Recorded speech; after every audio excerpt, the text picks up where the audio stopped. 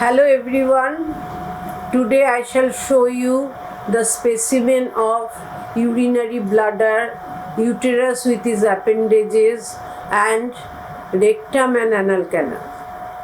Now I can show you the specimen and also identify the different structure because it is difficult for you to understand during in the class. Now you hold the specimen in anatomical position, the uterus with its appendages, urinary bladder and rectum. Now you look at this specimen, all of you. So how small the uterus is when it is in contracted stage.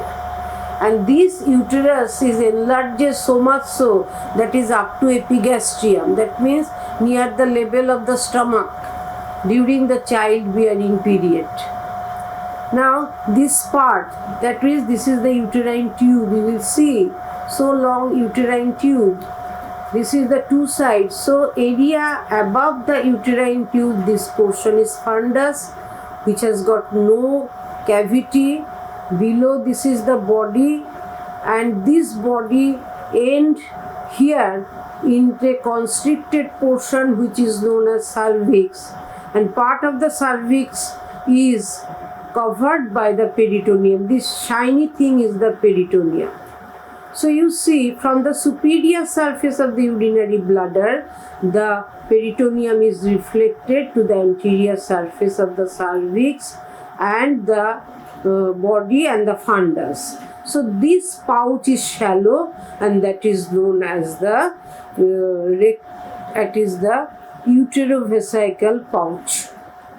And this uterine tube has got the intramural part, the isthmus, and there is, you will see, ampulla, and at the end you will get the fimbriated end. You will see this is the fimbriated end. It is formalin hardened, so you cannot clearly see all the thing. That means in a fresh specimen you can see more properly. You see, this is the fimbria. So this one is the uterus. Now this is the posterior surface of the uterus. You know, in this posterior surface, again the peritoneum is reflected. Behind there is the cervix, then it is reflected over the upper part of the vagina, and then it is reflected over the rectum and anal canal, forming a deep pouch. And this deep pouch is known as the pouch of Douglas or recto-uterine pouch. When the inflammation of the peritoneum occurs, then there is the collection of pus within this region.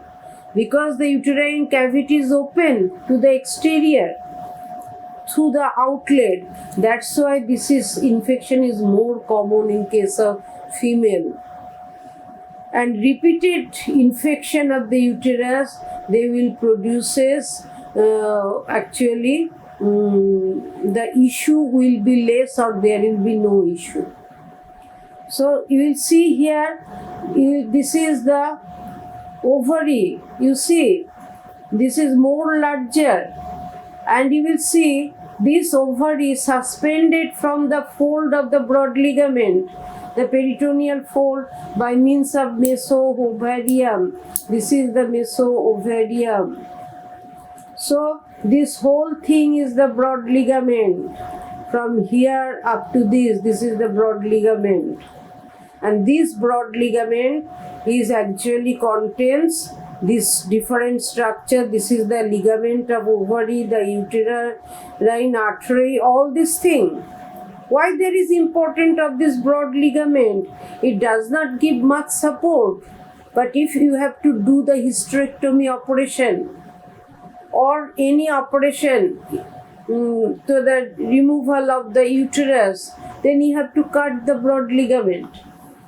That's why it has got tremendous importance. So this is the important thing you have to know.